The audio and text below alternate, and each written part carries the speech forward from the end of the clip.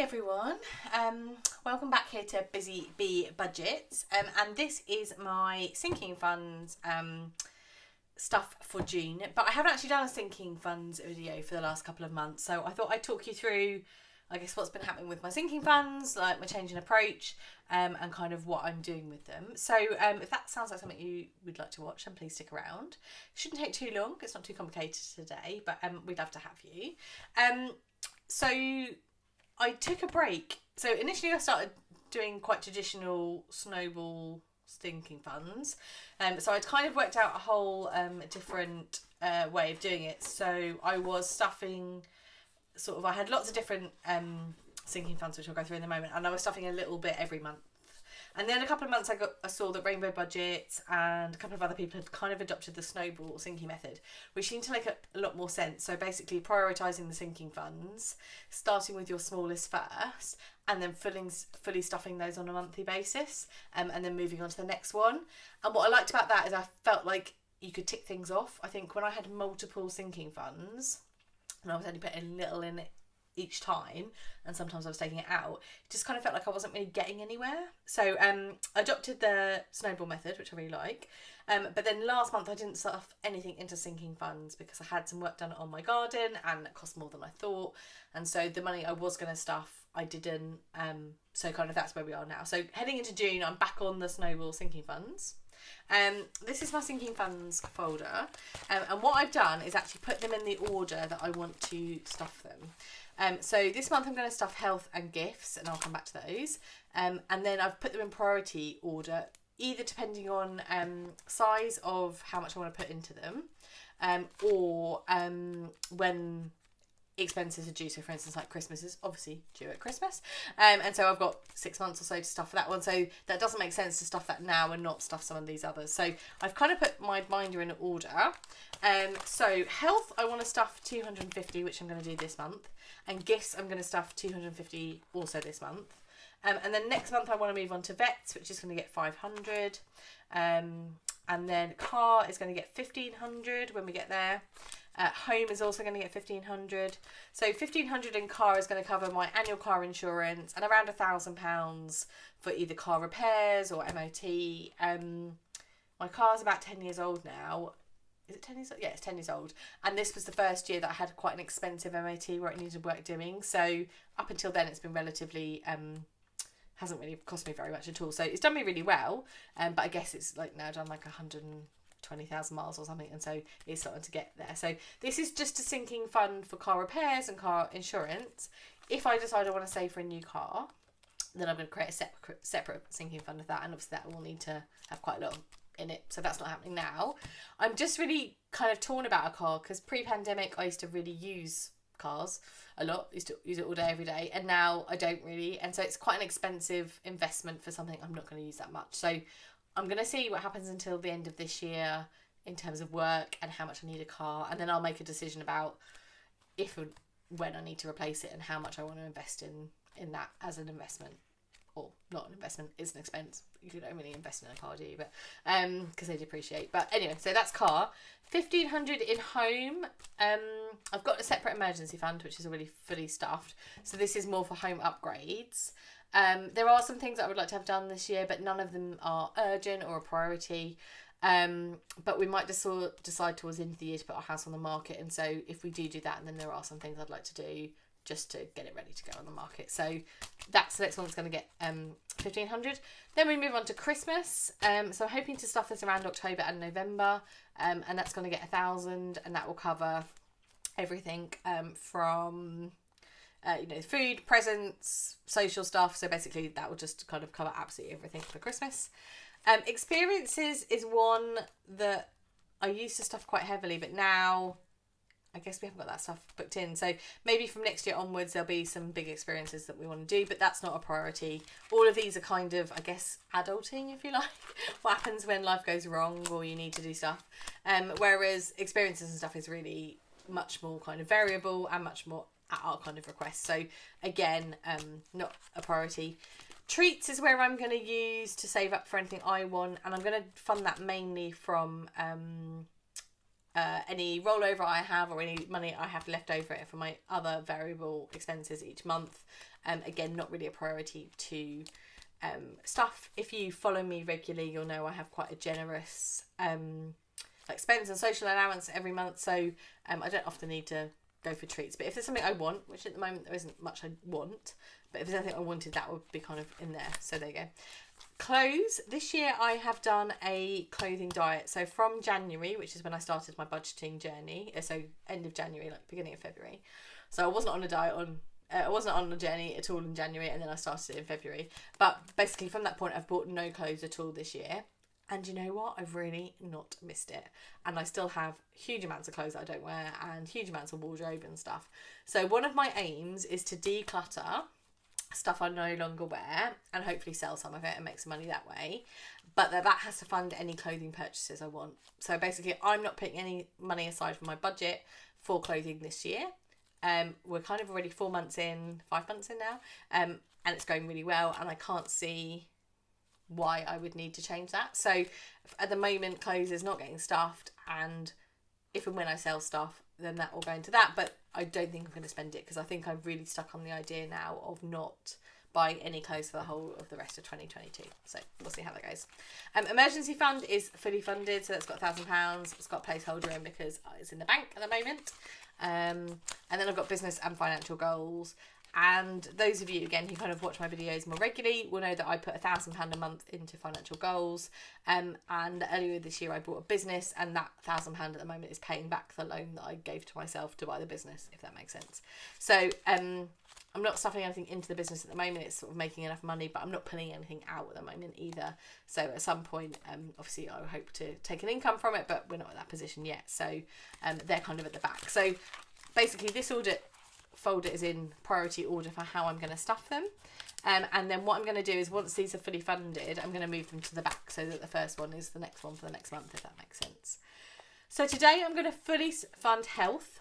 So health for me is things like glasses, opticians, dentists, if I needed a prescription. I mean, touch wood, reasonably healthy. None of that stuff kind of crops up too often, but when it does, I just want to have a little bit of cash set aside for those types of things. So that's going to get 250, and then gifts is also going to get 250, and that obviously doesn't include Christmas, but just includes everything else. So that should see me for the rest of the year in terms of people's birthdays and different things.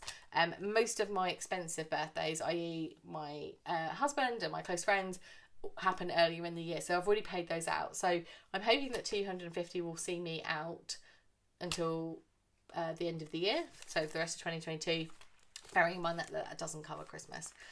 So that is the kind of idea. So what I'm going to do is initially stuff them with cash, and then what I'm going to do is replace some of the cash with placeholders so that you can go back to the bank, because I don't want to have thousands of pounds in cash at home. It doesn't seem to make much sense to me. And I can always just flex it around if I want to. So I should have £500 here. Those of you who follow my channel regularly know £500. Counting is a real struggle for me. So we'll see how much we've got. 20, 40, 60, 81, 20, 40, 60, 82, 20, 40, 60, 83, 20, 40, 60, 84, 420 in 20s. And then there should be 80 and 10, so 30, 40, 50, 60, 70, 80, 90, 500. So for once, that is right. So it's going to be reasonably quick because I only need 2 stuffs. So first one is health, which is getting 250. So 20, 40, 60, 81, 20, 40, 60, 82, 220, put the rest in 10s, 230, 240, 250. So that should be 250 here, and then by process of elimination, the other pile should be 250 as well, but we'll count that as well. So 20, 40, 60, 80, 1, 20, 40, 60, 82, 220, 230, 240, 250. So that's going to go in health for now.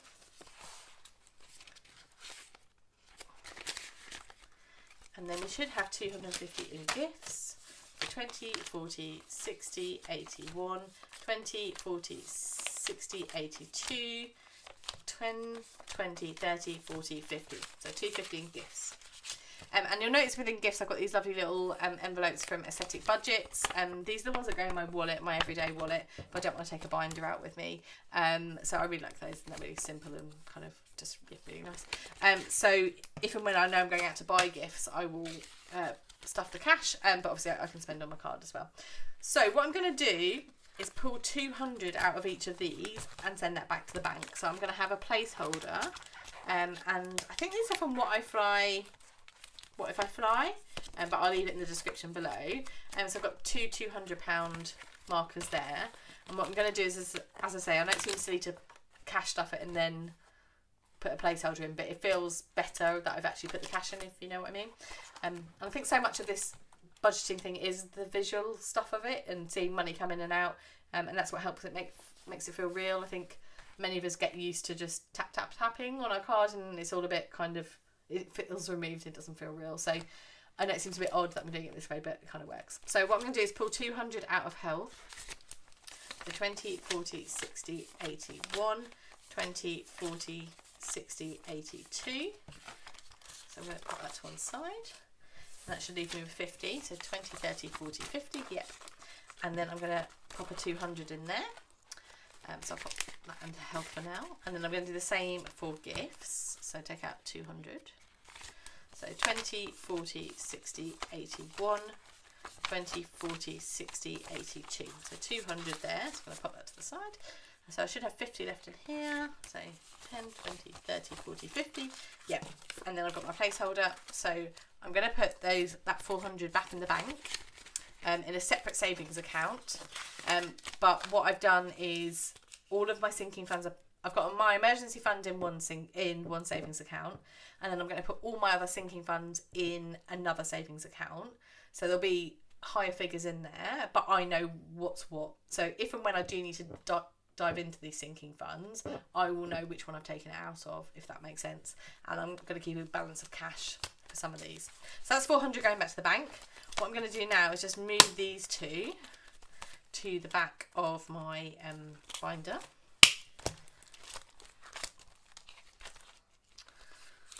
So what I'm going to do is pop it in under emergency. So I'm going to pop gifts in there, and then health in there as well. And so now they are fully funded, which is amazing. So I've got 1,000 for emergency, and I've got 250 in gifts, and I've got 250 in health. And then next month, so come July, I'm going to stuff vets and stuff car. So I think the nice thing will be also from the visual perspective is moving these back in my folder and just seeing that they're fully funded. And then what I'll do towards the end of 2022, when I'm doing 2023 budget, is I'll kind of revisit how much is in each of these, and hopefully I wouldn't have had to dive into these. Now some of them, obviously like gifts and Christmas, will need replenishing, but with a bit of luck some of the others won't, and so it will just be, I probably will allocate less money next year to those sinking funds, or decide that I want to increase some of them. So obviously once I've fully funded all my sinking funds, what I'm planning on doing is then creating a 3 to 6 month expenses folder. So some people who are following Dave Ramsey, obviously there's the £1,000 for emergency, which is in there and it's already good, but then start to save for 3 to 6 months worth of expenses, so that if I lost my job or something horrific happened, that we would at least have a bit of a banker to kind of fall back on. So once I've fully funded all of these sinking funds, that's what I'm going to be working towards.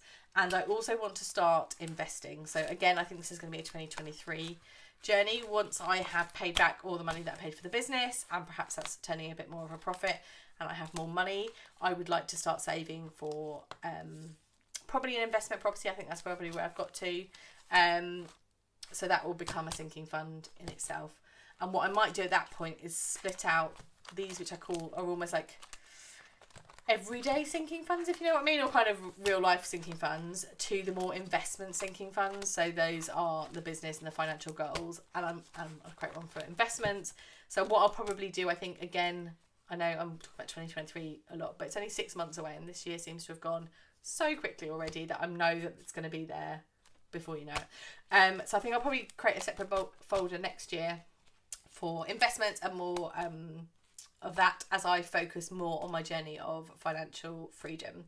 So this year for me really, I guess, has been getting straight and getting a really good foundation. which I definitely feel like I've got. And it's allowed me as well really good understanding of where my finances are, and has allowed me to go part-time at work with more confidence because I know kind of where everything's at. And of course I've always had that option of going back full-time at work if I wanted to, if I feel like I'm not getting to my financial goals, but I'm really kind of comfortable with where everything is at the moment. So apologies that was a really quick cash stuff, but quite a ramble about my whole thought about sinking funds. But it's just really nice to know that I've got that money kind of just sat there for when I need it. And if anything pops up in any of the other sinking funds that I haven't got to stuff yet, then I can always pull it out and replace it. And it's just knowing you've got that kind of bank there, isn't it? I guess that's kind of, it's the peace of mind that this whole process gives me. And I think a lot of you kind of said in comments or like interactions that we've had around like managing anxiety and stuff. And I definitely think this helps me to manage anxiety, particularly as the world's so unpredictable at the moment. It just, gives you a bit of consistency, doesn't it? And kind of knowing where you're at and stuff.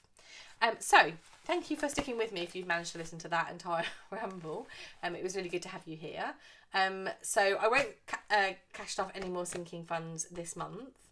But if I do have any unexpected income, I might do a second cash stuff later, if and when we get there, but we will kind of see what happens. So thank you for sticking with me. I hope you have a lovely week, and I will see you soon. All right.